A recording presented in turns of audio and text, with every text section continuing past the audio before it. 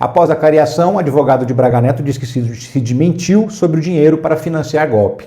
Ele alega que nunca teve com o pessoal do agro, que nunca pegou sacola de vinho com dinheiro nenhum e muito menos que teria passado esse dinheiro ao Mauro Cid. O que parece é que os denunciados, os réus, estão tentando ferrar o único réu que tem algum benefício em cima deles, que é o benefício da delação premiada. Porque senão roda todo mundo e o Mauro Cid fica só 2 anos preso e depois, como ele já ficou preso um tempo, vai descontar esse tempo da prisão, inclusive, e aí depois ele sai para o regime semiaberto, enquanto está todo mundo lá na cadeia. O que dá a entender é que eles estão achando que o Mauro Cid traiu todo mundo e agora estão querendo ferrar com a delação dele. É o que aparenta estar acontecendo, Trama golpista, a pergunta de Fux na acariação de Mauro Cid com Braga Neto. O Luiz Fux, ministro do Supremo Tribunal Federal, tem acompanhado tudo que está acontecendo no processo. Participou dos depoimentos, não era obrigado a participar, e também estava lá participando dessa acariação. E ele teria perguntado o seguinte para o Mauro Cid: Mauro Cid, conta para nós aí. Lógico que não com essas palavras, Mas assim, Mauro Cid, conta para nós aí, você foi ou não foi pressionado para fazer essa delação? Porque esse também é outro argumento das defesas de todos os réus, que eles foram... que ele foi forçado a falar, que ele foi ameaçado, que ele foi torturado psicologicamente para fazer essa delação premiada. E aí o Mauro Cid teria respondido que não foi pressionado em nenhum momento, que participou de todos os atos da delação premiada voluntariamente, espontaneamente, e isso é importante por quê? Porque delação premiada, por lei, tem que ser espontânea. Não pode ter nenhum tipo de indução, de forçação de barra para o cara delatar. Ele tem que querer delatar espontaneamente. Se ele foi forçado, também é um motivo para anular a delação premiada. Então ele alega que não foi forçado, esse então não seria um motivo para anular essa delação premiada. Só que aí tem um detalhe, e você sabe que o diabo mora nos detalhes, Pois é, dá uma olhada. Google e Meta apontam o uso de e-mail ligado a Mauro Cid em contas sobre investigação. Você se lembra que no depoimento do Mauro Cid, o advogado do Jair Bolsonaro perguntou para ele: você não conversou com ninguém sobre a delação assim pelo Instagram? E aí ele disse que não. Aí o advogado perguntou: você conhece assim um e-mail, uma conta chamada, Gabriela R702? Aí o Mauro Cid falou assim: olha, eu não conheço, mas Gabriela é o nome da minha esposa. Então deu a entender que a esposa dele tinha conversado com alguém, deu a entender, tá? Ele não admitiu que foi isso, só deu a entender que se a esposa dele tinha conversado com alguém, ele não sabia. Detalhe, o Xandão, o Alexandre de Moraes, perguntou para a Meta, que é dona do Instagram, qual foi o e-mail que foi criado para criar essa conta Gabriela R702. E descobriu que o e-mail foi criado, chama-se maurocid@gmail.com. Pois é, maurocid@gmail.com.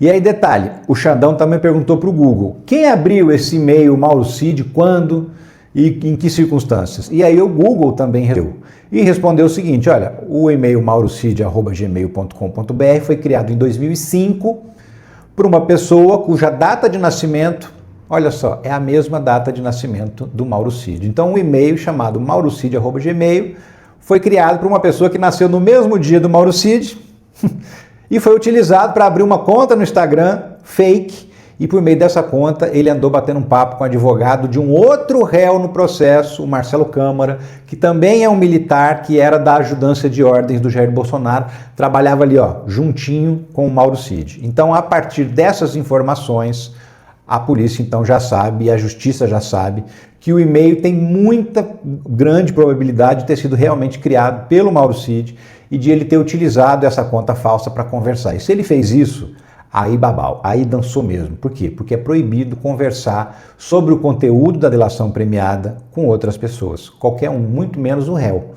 como foi o caso. Ele, ao conversar com o advogado de um réu, é a mesma coisa que conversar com o réu. Tanto que o Alexandre de Moraes mandou prender o Marcelo Câmara. Por quê? Porque era o advogado dele que estava conversando com o Mauro Cid a respeito do que foi falado no depoimento que ele deu à delação premiada. E isso é encrenca.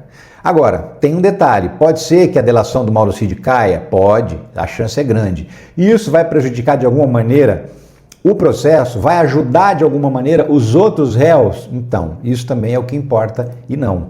Olha essa matéria da CNN Brasil. Áudios de supostas conversas de Cid no Instagram se tornam públicos. Você lembra disso, Eram áudios e troca de mensagens também, em que ele dizia que já estava tudo certo para condenar o Xandão, o Bolsonaro, que os investigadores já sabiam o que eles queriam. Enfim, ele dá a ideia de que foi forçado a falar o que falou. Detalhe, isso não muda em absolutamente nada a situação dos demais réus. Possível anulação da delação de Cid não derruba provas obtidas por acordo, avaliam especialistas. O que acontece? Também está na lei da delação premiada. Se o delator fizer alguma coisa errada e perder os benefícios da delação premiada, as provas que foram obtidas por meio da delação não são anuladas. Então a justiça continua utilizando as provas e o delator não se beneficia do fato de ter contado. E que provas são essas? São muitas provas e não são provas que são parte da delação, não. São provas materiais, documentos, mensagens de texto, trocas de mensagens de áudio, telefonemas.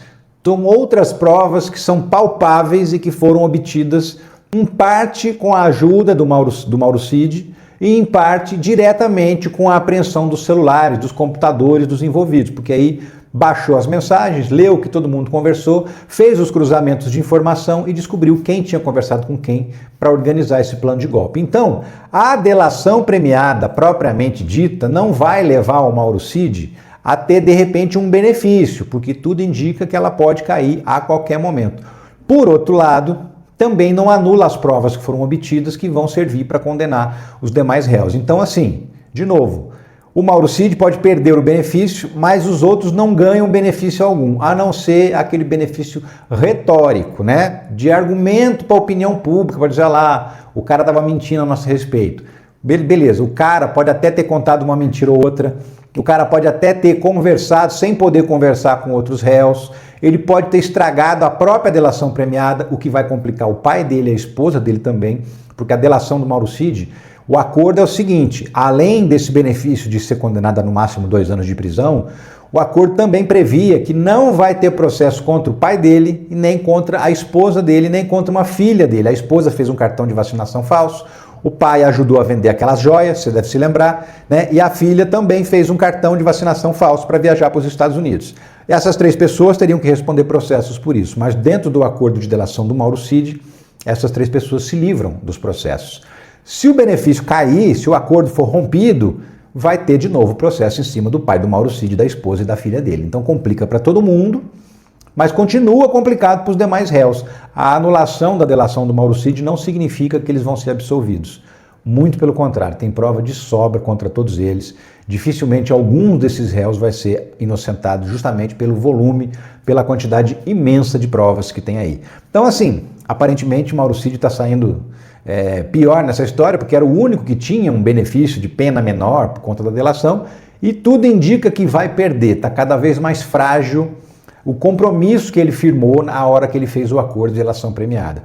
Cada vez mais aparecem indícios de que ele rompeu o acordo escondido, só que agora o pessoal descobriu, né? Então tudo indica que ele também vai pegar uma pena alta junto com os demais e vai acabar tendo que cumprir essa pena alta. É aquela história, ninguém vai se dar bem, se é para rodar, roda todo mundo. É mais ou menos isso que todos os outros réus estão tentando fazer. Porque eles sabem, todos eles são advogados experientes, têm advogados experientes, né, que sabem muito bem que as provas não são anuladas. Porém, na opinião pública, anular a delação premiada do Mauro Cid vai fazer muita diferença, com toda certeza, e é isso que eles estão tentando. Porque aí tem aquele argumento, né? Ah, pressionou o cara mentiu, o cara inventou, então nós somos inocentes, enfim.